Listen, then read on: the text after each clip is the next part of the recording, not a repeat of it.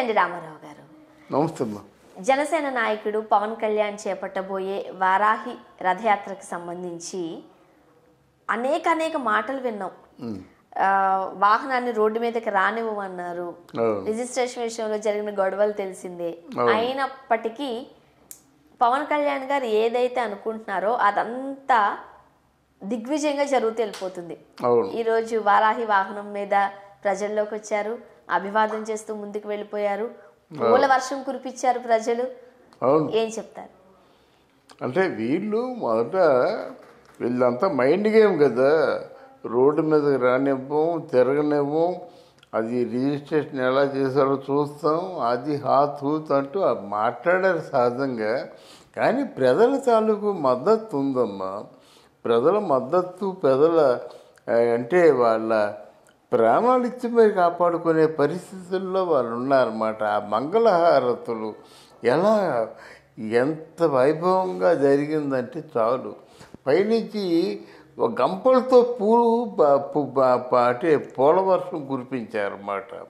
అది నాకు తెలిసి ఏ నాయకుడికి కూడా అన్ని గంపల పూల వర్షం ఎవరికి కురవలేదు. అయితే వివిధ రకాలైనటువంటి కళాకారులు వచ్చి ఆయనకి స్వాగతం చెప్పడం కూడా చాలా దివ్యంగా చెప్పారు. స్వాగతం హృదయపూర్వకంగా చెప్పారన్నమాట.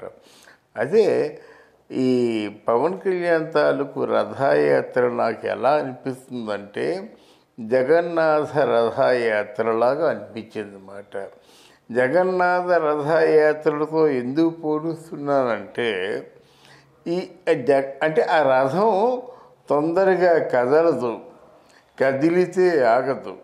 ఇంకా ఆ రథం కింద ఎంతమంది ఎన్ని విధాలుగా ఎన్ని ఇబ్బందులు పడినప్పుడు కూడా ఆ రథం మరి ఆగదంతే.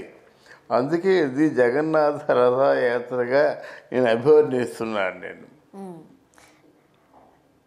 వారాహి రథానికి సంబంధించి ఎవరైతే అవాకులు చవాకులు పేలారు వాళ్ళందరికీ ఒక చెంపపెట్టు లాంటి సమాధానం అనుకోవచ్చా? అలా కాదండి, అప్పుడే ఏం కాలేదు.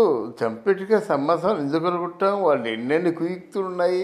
ఇప్పుడు చూసారా, పాండవుల్ని చంపడానికి వాళ్ళు కౌరవులు ఎన్ని ప్లాన్స్ వేశారు. ఆఖరికి ఆ పరమాత్ముడు కృష్ణ భగవాన్ని కూడా బంధించడానికి ఆయన్ని అంటే సమూలంగా నాశనం చేయడానికి కూడా వాళ్ళు ప్లాన్ చేశారన్నమాట. ఆ కుర్చీలో కూర్చుంటే ఆ కుర్చీ పాతాళానికి వెళ్ళిపోయి బయటికి రాకంటానా. బికాజ్ శ్రీకృష్ణ పరమాత్ముడు కాబట్టి తనను తాను కాపాడుకోగలిగాడనమాట.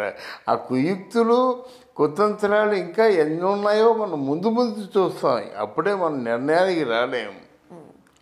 జనసేనకు సంబంధించిన వారాహి రథం లేకపోతే వారాహి వాహనం బయటకైతే వచ్చింది.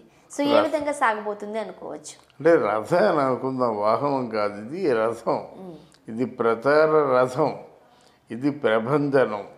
అంటే జనాల దృష్టిలో ఇది అంటే గెలుపు సంకేతాన్ని ఇచ్చే ప్రభంజనం. అంటే ఈ వారాహి రథం మీద ఊరేగుతుండగానే ఈ పవన్ కళ్యాణ్ తాలూకు గెలుపుకేమో కొన్ని సంకేతాలు కనిపిస్తాయి. కొన్ని అంటే ప్రజల్లోంచి వచ్చే స్పందన చూసి మనం నిర్ణయించవచ్చు మాట. అప్పుడు ఆనాడు ఎన్టీ రామారావు కూడా చైతన్య రథం మీద వెళ్ళినప్పుడు ప్రజాస్పందన చూసి ఇక లాభం తప్పకుండా ఎన్టీ రామారావు గారు గవర్నమెంట్ని ఫామ్ చేస్తారనేటువంటి ఉద్దేశంతో వాళ్ళు ఎంతో పండుగ చేసుకున్నారు. అటువంటి ప్రయత్నమే ఇప్పుడు జరుగుతుంది.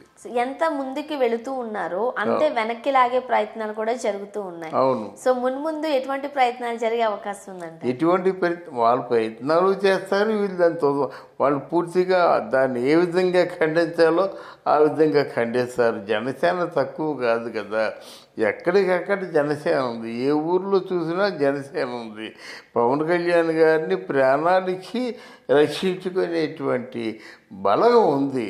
వాళ్ళ ముందు వీళ్ళు బలాదూరు. అది సో ఎటువంటి ముందు చూపుతో జనసేనాని ముందుకు కదలాల్సిన అవసరం ఉందంటారు?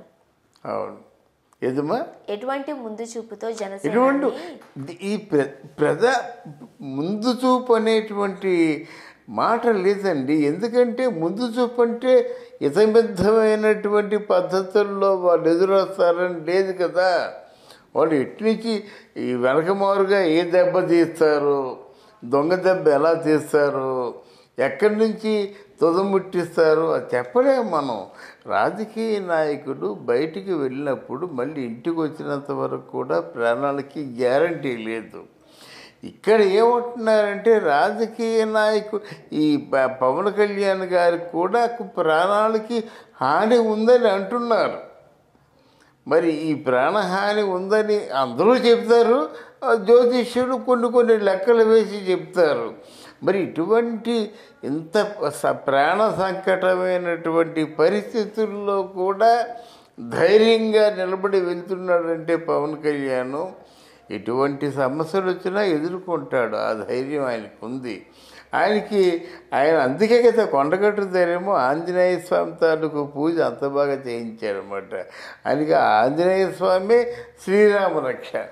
వారాహి రథాన్ని కూడా చాలా పటిష్టంగా తగు జాగ్రత్తలు తీసుకునే దాని నిర్మాణం కూడా జరిగింది. అవును. సో అన్ని విషయాల్లోనూ తగు జాగ్రత్తలే తీసుకున్నారు.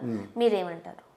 అంటే ఈ రథంలో ఉన్న జాగ్రత్తలు కాకుండా సేనాని తాలూకు అలర్ట్నెస్ ముఖ్యం.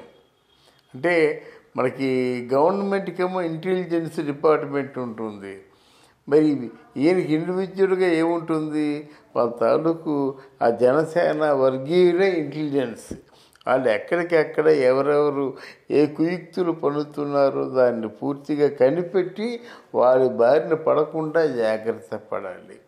ఎందుకంటే అక్కడ ఏదైనా ప్రమాదం తలపెట్టారంటే ఇక్కడ ఆగిపోవాలి. వీళ్ళు ఆగిపోయేటువంటి ఇంటెలిజెన్సీ వీళ్ళకి ఉండాలన్నమాట. అది అట్లాంటి ఇంటెలిజెన్సీ చాలా వరకు ఉద్యమాల్లోనూ ఇలాగ రథయాత్రల్లోనూ కాపాడుతుంది. బట్ ఏదైనా సరే వాళ్ళు ఎన్ని కుయుక్తులు పడినప్పుడు కూడా, ఎన్ని పన్నాగాలు పడినప్పుడు కూడా వాటిని ఖండించేటువంటి జన సైనికులు ఉన్నారు.